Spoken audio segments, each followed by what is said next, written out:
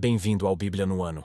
Um plano simples, com porções diárias de leitura e conexão com a palavra, para que ao longo de um ano, completemos juntos esse marco tão importante na nossa jornada de fé. Em 1 Reis 3-5, vemos Salomão pedindo sabedoria a Deus e iniciando a construção do templo com alianças e organização. Em Lucas 18, Jesus desafia o jovem rico, cura o cego e mostra que a fé e a entrega são essenciais. Que possamos buscar sabedoria do alto e entregar tudo a Cristo sem reservas. E que, a cada dia, tomemos nossa porção da palavra e sejamos transformados por ela. Boa reflexão. 1 Reis 3. Salomão aliou-se ao faraó, rei do Egito, casando-se com a filha dele. Ele a trouxe à cidade de Davi, até terminar a construção do seu palácio e do templo do Senhor, e do muro em torno de Jerusalém. O povo, porém, sacrificava nos lugares sagrados, pois ainda não tinha sido construído um templo em honra do nome do Senhor. Salomão amava o Senhor, pois andava de acordo com os decretos do seu pai Davi. Todavia oferecia sacrifícios e queimava incenso nos lugares sagrados. O rei Salomão foi a Gibeon para oferecer sacrifícios, pois ali ficava o principal lugar sagrado, e ofereceu naquele altar 1000 holocaustos. Em Gibeon o Senhor apareceu a Salomão num sonho, à noite, e lhe disse: "Peça-me o que quiser, e eu lhe darei." Salomão respondeu: "Tu foste muito bondoso para com o teu servo, o meu pai Davi, pois ele foi fiel a ti, e foi justo e reto de coração. Tu sustentaste grande bondade para com ele e lhe deste um filho que hoje se assenta no seu trono. Agora, Senhor meu Deus, fizeste o teu servo reinar em lugar de meu pai, Davi, mas eu não passo de um jovem e não sei o que fazer. Teu servo está aqui entre o povo que escolheste, um povo tão grande que nem se pode contar. Dá, pois, ao teu servo um coração cheio de discernimento para governar o teu povo, e capaz de distinguir entre o bem e o mal. Pois quem pode governar este teu grande povo?" O pedido que Salomão fez agradou ao Senhor. Por isso Deus lhe disse: "Já que você pediu isto e não uma vida longa nem riqueza, nem pediu a morte dos seus inimigos, mas discernimento para ministrar a justiça, farei o que você pediu. Eu lhe darei um coração sábio e capaz de discernir, de modo que nunca houve nem haverá ninguém como você. Também lhe darei o que você não pediu, riquezas e fama, de forma que não haverá rei igual a você durante toda a sua vida. E, se você andar nos meus caminhos e obedecer aos meus decretos e aos meus mandamentos, como o seu pai Davi, eu prolongarei a sua vida." Então Salomão acordou e percebeu que tinha sido um sonho. Depois voltou a Jerusalém, pôs-se perante a arca da aliança do Senhor, sacrificou holocaustos e apresentou ofertas de comunhão. Então deu um banquete para toda a sua corte. Certo dia, 2 prostitutas compareceram diante do rei. Uma delas disse: "Ah, meu senhor, esta mulher mora comigo na mesma casa. Eu dei à luz um filho e ela estava comigo na casa. 3 dias depois de nascer o meu filho, esta mulher também deu à luz um filho. Estávamos sozinhas e não havia mais ninguém na casa. Certa noite esta mulher se deitou sobre o seu filho, e ele morreu. Então ela se levantou no meio da noite e pegou o meu filho enquanto eu, tua serva, dormia, e o pôs ao seu lado, e pôs o filho dela, morto, ao meu lado. Ao levantar-me de madrugada para amamentar o meu filho, ele estava morto. Mas quando olhei bem para ele de manhã, vi que não era o filho que eu dera à luz." A outra mulher disse: "Não, o que está vivo é meu filho. O morto é seu." Mas a primeira insistia: "Não, o morto é seu. O vivo é meu." Assim elas discutiram diante do rei. O rei disse: "Esta afirma: meu filho está vivo, e o seu filho está morto. Enquanto aquela diz: não, seu filho está morto e o meu está vivo." Então o rei ordenou: "Tragam-me uma espada." Trouxeram-lhe.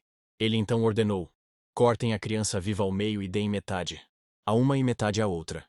A mãe do filho que estava vivo, movida pela compaixão materna, clamou: "Por favor, meu senhor, dê a criança viva a ela. Não a mate." A outra, porém, disse: "Não será nem minha nem sua. Cortem-na ao meio." Então o rei deu o seu veredito: "Não matem a criança. Deem-na à primeira mulher. Ela é a mãe." Quando todo o Israel ouviu o veredicto do rei, passou a respeitá-lo profundamente, pois viu que a sabedoria de Deus estava nele para fazer justiça. 1 Reis 4. E assim o rei Salomão tornou-se rei sobre todo o Israel. E estes foram os seus principais assessores: Azarias, filho de Zadok, o sacerdote; Eliorefe e Aías, filhos de Cisa, secretários; Josafá, filho de Ailude, arquivista real; Benaia, filho de Joiada, comandante do exército; Zadok e Abiatar, sacerdotes; Azarias, filho de Natã, responsável pelos governadores distritais; Zabude, filho de Natã, sacerdote e conselheiro pessoal do rei; Aizar, responsável pelo palácio; Adonirão, filho de Abdá, chefe de trabalhos forçados. Salomão tinha também 12 governadores distritais em todo o Israel, que forneciam provisões para o rei e para o palácio real. Cada um deles tinha que fornecer suprimentos durante um mês do ano. Estes são os seus nomes: Ben-Ur, nos montes de Efraim; Ben-Dequer, em Macás, Saalbim, Bet-Semes e Elon Bet-Anã; Ben-Hesed, em Arubote, Socó e toda a terra de Éfer; Ben-Abinadab, em Nafote-Dor. Tafate, filha de Salomão, era sua mulher. Baná, filho de Ailude, em Taanac e Megido e toda Bet-Sean, próxima de Zaretã, abaixo de Jezreel, desde Bet-Sean até Abel-Meolá, indo além dos limites de Jocmeão. Ben-Geder, em Ramote-Gileade e nos povoados de Jair, filho de Manassés, em Gileade, bem como o distrito de Argobe, em Bazã, e as suas 60 grandes cidades muradas com trancas de bronze nos portões. Ainadab, filho de Ido, em Maanaim. Aimás, em Naftali. Ele se casou com Bazemate, filha de Salomão. Baaná, filho de Husai, em Azer e em Bealote. Josafá, filho de Parua, em Issacar. Simei, filho de Elá, em Benjamim. Geber, filho de Uri, em Gileade, a terra de Seom, rei dos amorreus, e de Og, rei de Bazã. Ele era o único governador desse distrito. Judá e Israel eram tão numerosos como a areia da praia. Eles comiam, bebiam e eram felizes. E Salomão governava todos os reinos, desde o rio até a terra dos filisteus, chegando até a fronteira do Egito. Esses reinos traziam tributos e foram submissos a Salomão durante toda a sua vida. As provisões diárias de Salomão eram 30 tonéis da melhor farinha e 60 tonéis de farinha comum, 10 cabeças de gado engordado em cocheiras, 20 de gado engordado no pasto e 100 ovelhas e bodes, bem como cervos, gazelas, corças e aves escolhidas. Ele governava todos os reinos a oeste do rio, desde Tifsa até Gaza, e tinha paz em todas as fronteiras. Durante a vida de Salomão, Judá e Israel viveram em segurança, cada homem debaixo da sua videira e da sua figueira, desde Dan até Berseba. Salomão possuía 4.000 cocheiras para cavalos de carros de guerra, e 12.000 cavalos. Todo mês, um dos governadores distritais fornecia provisões ao rei, Salomão e a todos os que vinham participar de sua mesa. Cuidavam para que não faltasse nada. Também traziam ao devido lugar suas quotas de cevada e de palha para os cavalos de carros de guerra e para os outros cavalos. Deus deu a Salomão sabedoria, discernimento extraordinário e uma abrangência de conhecimento, tão imensurável quanto a areia do mar. A sabedoria de Salomão era maior do que a de todos os homens do Oriente, bem como de toda a sabedoria do Egito. Ele era mais sábio do que qualquer outro homem, mais do que o Ezraíta Etã, mais sábio do que Emã, Calcol e Darda, filhos de Maol. E a sua fama espalhou-se por todas as nações em redor. Ele compôs 3.000 provérbios, e os seus cânticos chegaram a 1.005. Descreveu as plantas desde o cedro do Líbano até o isopo que brota nos muros. Também discorreu sobre os quadrúpedes, as aves, os animais que se movem rente ao chão e os peixes. Homens de todas as nações vinham ouvir a sabedoria de Salomão.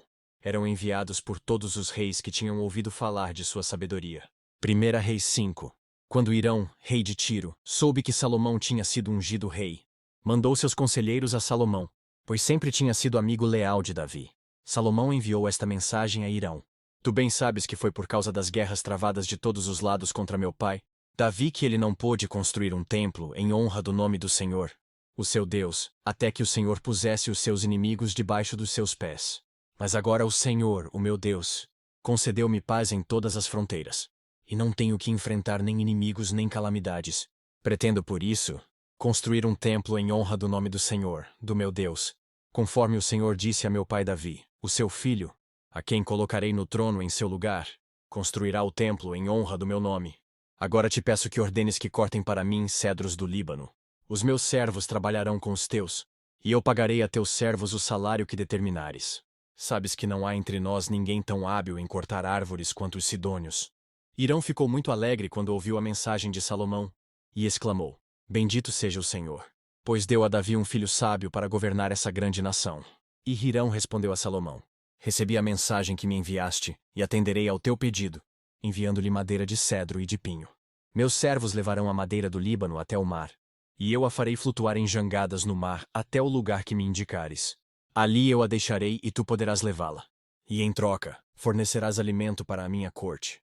Assim Irão se tornou fornecedor de toda a madeira de cedro e de pinho que Salomão desejava, e Salomão deu a Irão 20.000 tonéis de trigo para suprir de mantimento a sua corte, além de 20.000 tonéis de azeite de oliva puro. Era o que Salomão dava anualmente a Hirão. O Senhor deu sabedoria a Salomão, como lhe havia prometido. Houve paz entre Hirão e Salomão, e os dois fizeram um tratado. O rei Salomão arregimentou 30.000 trabalhadores de todo o Israel. Ele os mandou para o Líbano em grupos de 10.000 por mês.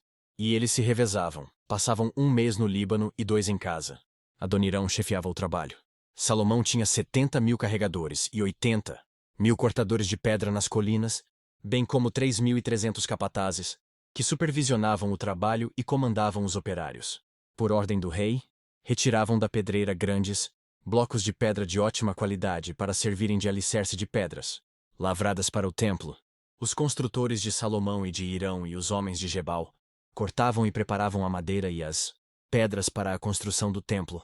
Lucas 18. Certo homem importante lhe perguntou: Bom mestre, que farei para herdar a vida eterna? Por que você me chama bom? Respondeu Jesus: Não há ninguém que seja bom, a não ser somente Deus. Você conhece os mandamentos. Não adulterarás, não matarás, não furtarás, não darás falso testemunho, honra teu pai e tua mãe. A tudo isso tenho obedecido desde a adolescência, disse ele. Ao ouvir isso, disse-lhe Jesus: Falta-lhe ainda uma coisa. Venda tudo o que você possui e dê o dinheiro aos pobres, e você terá um tesouro nos céus. Depois venha e siga-me. Ouvindo isso, ele ficou triste porque era muito rico. Vendo-o entristecido, Jesus disse: Como é difícil aos ricos entrar no reino de Deus.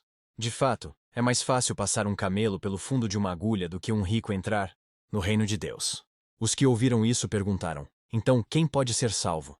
Jesus respondeu: O que é impossível para os homens é possível para Deus. Pedro lhe disse: Nós deixamos tudo o que tínhamos para seguir-te.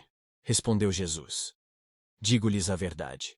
Ninguém que tenha deixado casa, mulher, irmãos, pai ou filhos por causa do reino de Deus, deixará de receber, na presente era muitas vezes mais, e na era futura, a vida eterna. Jesus chamou à parte os 12 e lhes disse: Estamos subindo para Jerusalém, e tudo o que está escrito pelos profetas acerca do Filho do Homem se cumprirá. Ele será entregue aos gentios que zombarão dele. O insultarão, cuspirão nele, o açoitarão e o matarão. No terceiro dia ele ressuscitará. Os discípulos não entenderam nada dessas coisas. O significado dessas palavras lhes estava oculto, e eles não sabiam do que ele estava falando. Ao aproximar-se Jesus de Jericó, um homem cego estava sentado à beira do caminho, pedindo esmola. Quando ouviu a multidão passando, ele perguntou o que estava acontecendo. Disseram-lhe: Jesus de Nazaré está passando. Então ele se pôs a gritar: Jesus, filho de Davi, tem misericórdia de mim. Os que iam adiante o repreendiam para que ficasse quieto, mas ele gritava ainda mais: Filho de Davi, tem misericórdia de mim. Jesus parou e ordenou que o homem lhe fosse trazido. Quando ele chegou perto, Jesus perguntou-lhe: O que você quer que eu lhe faça? Senhor, eu quero ver, respondeu ele. Jesus lhe disse: Recupere a visão. A sua fé o curou. Imediatamente ele recuperou a visão e seguia a Jesus glorificando a Deus. Quando todo o povo viu isso, deu louvores a Deus. Que as palavras de hoje permaneçam em seu coração e transformem sua caminhada de fé. Não esqueça de curtir, compartilhar e se inscrever no canal para continuar essa jornada conosco. Se ficou para trás, não tem problema. É só assistir aos vídeos anteriores e se manter firme no plano. Nos vemos no próximo vídeo para mais uma porção da Palavra de Deus. Até lá. A paz.